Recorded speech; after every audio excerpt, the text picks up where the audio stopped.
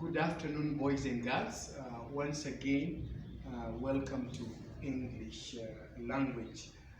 Our last lesson, we learned about direct speech and indirect speech, and we talked about parts of a direct speech, and we enumerated them and said that a direct speech had the reporting clause and the spoken words.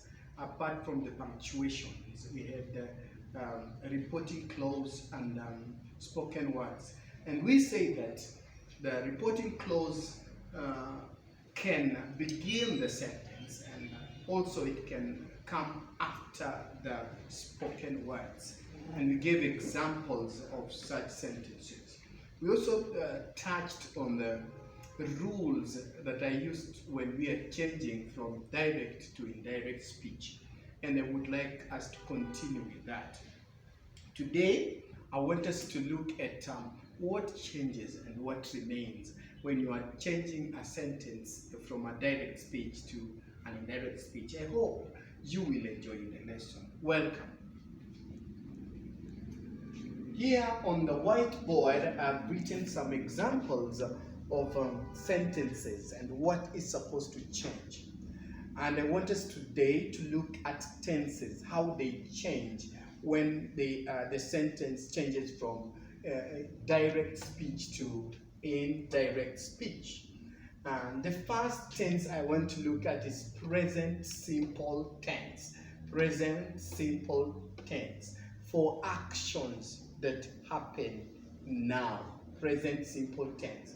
So tenses that are written in present simple tense change to past simple. So from present simple you go to past simple tense. I hope you understand. An example in this sentence, and you will realize we'll use this sentence in all our examples, only changing the tenses.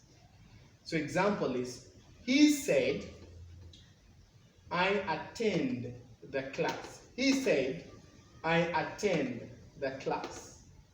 The verb is attend. The verb is attend. Attend is in simple, present simple tense. Attend is a verb in present simple tense.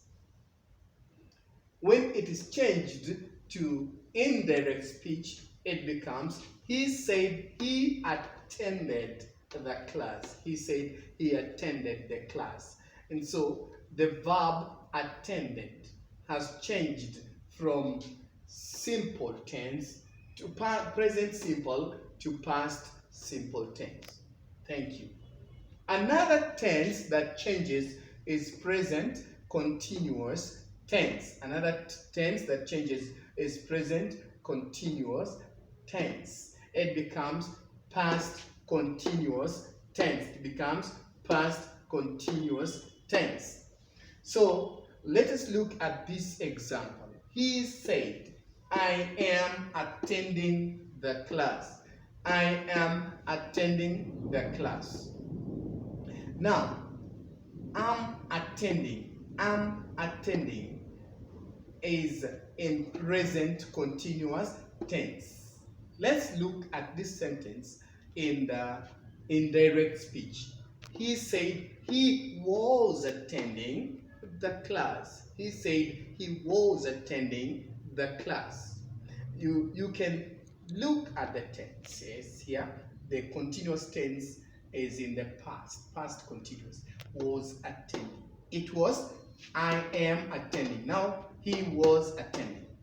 Now another tense that changes is past simple tense. Past simple tense becomes past perfect tense. Past simple tense becomes past perfect tense. Now in this sentence, he said, I attended the class. He said, I attended the class. And allow me to underline again this tense, past simple tense, right? I attended the class. And in direct speech, it becomes he said he had attended the class. He had attended. There's a helping verb here, had, then the main verb attended. He had attended. Now, making it to become past perfect tense. Let's look at the other tense that changes. Future simple tense. Future simple tense becomes a conditional sentence. It changes to be a conditional sentence. For example, he said, I shall attend the class. I shall attend. Now, shall makes it future. Attend becomes simple. Shall attend the class. Conditional. He said he would attend the class. He would attend the class. Now, would makes it conditional. Attend is in the past tense. That is what changes. Let's come to the next part of the board. Past perfect tense does not change, boys and girls. Past perfect tense remains past perfect tense. Past perfect tense remains past perfect tense. What changes here is the pronoun I and he. I becomes he or she. I becomes he or she, depending on the gender. So here the sentence is, he said I had attended the class. He said I had attended the class. And indirect speech says it becomes, he said he had attended the class. So remember, the tense remains the same. Past perfect remains past perfect. Thank you. Now, there's something to note here. Present simple tense can be used for the general truth. General truth. We also call it universal truth. We also call it universal truth. Universal truth refers to facts that do not change. Facts that do not change. And so these facts that do not change at all in their indirect speech. Example, he said, the sun rises in the east. It can never stop. It began to rise in the east. It will continue rising in the east. It will never change. So it's a general truth. It's a universal truth. So it remains, he said, the sun rises in the east. Please don't be tempted. So the general truth rises will remain the general truth. Rises. What are some of the things that refer to general truth? The tallest mountain. Tallest mountain. Tallest mountain.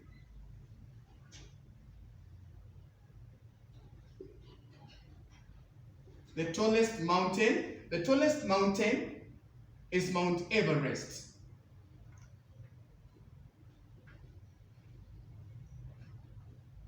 Mount Everest. The tallest mountain is Mount Everest. The capital city of Kenya is Nairobi. Capital city.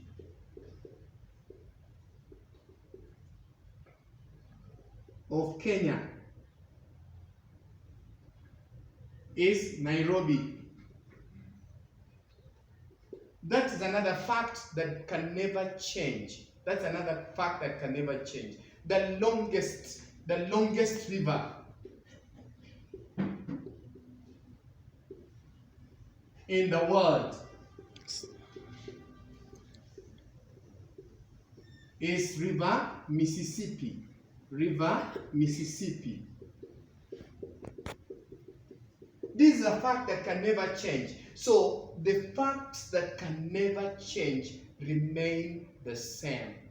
Another fact that can never change is that the sun goes around, the earth goes around the sun. The moon goes around the earth. The earth is the third planet.